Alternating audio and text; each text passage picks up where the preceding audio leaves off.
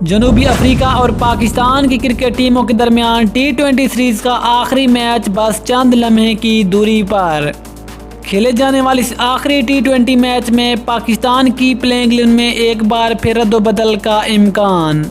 آج کے اس میچ میں پاکستان کی پلینگ 11 میں کون سی تبدیلیاں ہوں گی اور کون سے کھلاڑی بنیں گے ٹیم کا حصہ، مکمل تفصیل اس ویڈیو میں۔ لیکن مزید تفصیل میں جانے سے پہلے اگر آپ چینل پر فرسٹ ٹائم ہیں، چینل کو سبسکرائب کر کے ساتھ میں لگی گھنٹی کے بٹن کو دبا دیں تاکہ کرکٹ سے جڑی تمام تر خبریں ریکارڈ شیڈول آپ کو سب سے پہلے جہاں پر ملتی رہیں۔ السلام علیکم، ویلکم ٹو سین سپورٹس۔ آپ کو اس خبر کی مکمل تفصیل بتائیں گے، لیکن اس سے پہلے اگر آپ دنیا کا کوئی بھی کرکٹ میچ اپنے موبائل کے اوپر لائیو دیکھنا چاہتے ہیں تو پھر اسی ویڈیو کی ڈسکرپشن میں ایک ایپ کا لنک موجود ہے جس کا طریقہ آپ کو سکرین پر بھی شو ہو رہا ہے۔ اس لنک پر کلک کر کے آپ دنیا کے تمام تر کرکٹ میچ اپنے ہی موبائل کے اوپر لائیو دیکھ سکتے ہیں۔ اب آپ کو بتاتے چلیں کہ پاکستان ساؤتھ افریقہ ٹی20 سیریز کا آخری میچ بس چند لمحے کی دوری پر ہے۔ آپ کو بتاتے چلیں کہ آج اس آخری ٹی20 میچ کے لیے پاکستان کی پلینگ 11 میں صرف ایک تبدیلی کا امکان ہے۔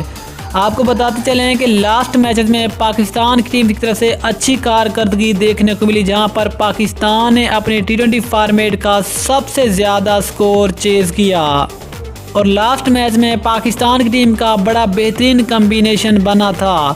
اس لحاظ سے ذرائع کے مطابق آج کے اس میچ میں پاکستان کی ٹیم میں صرف ایک تبدیلی کا امکان ہے اور وہ تبدیلی ہوگی پاکستانی فاسٹ بولر شاہین شاہ آفریدی کو آج کے اس میچ میں ڈراپ کر دیا جائے گا۔ ذرائع کے مطابق شاہین شاہ آفریدی کو مسلسل کھلایا جا رہا ہے، جس کی وجہ سے اس کی کارکردگی کافی متاثر ہو رہی ہے۔